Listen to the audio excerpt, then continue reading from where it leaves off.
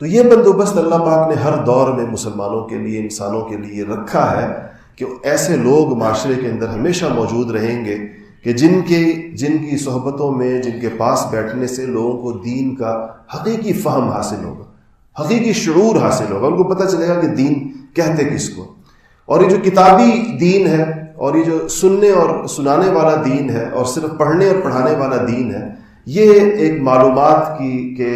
جس کو کہنا چاہیے اس میں اضافہ ہے. اور یہ علم انسان کے لیے اگر اس کے ساتھ عمل نہ ہوا تو یہ آخرت میں اس کے لیے وبال بن جائے گا. آخرت میں انسان سے پوچھا جائے گا کہ تمہیں یہ بھی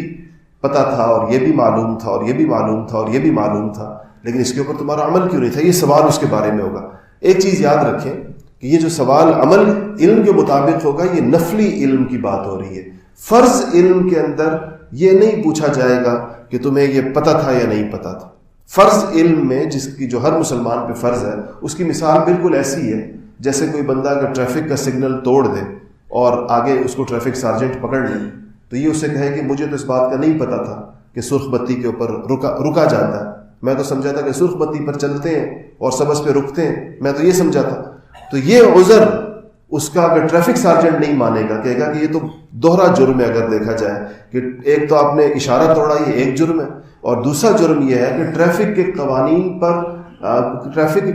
پر علم کے بغیر، اس کو جانے بغیر آپ ڈرائیونگ کر رہے ہیں. تو اگر کوئی ایسا ملک ہو جہاں قوانین پر عمل ہوتا ہے تو اس کے اوپر اس کو 2 چالان ہوں گے، ایک علم نہ جاننے کا اور دوسرا جو ہے وہ اس کی خلاف ورزی کرنے کا. یہی معاملہ انسان کا فرض علم کے ساتھ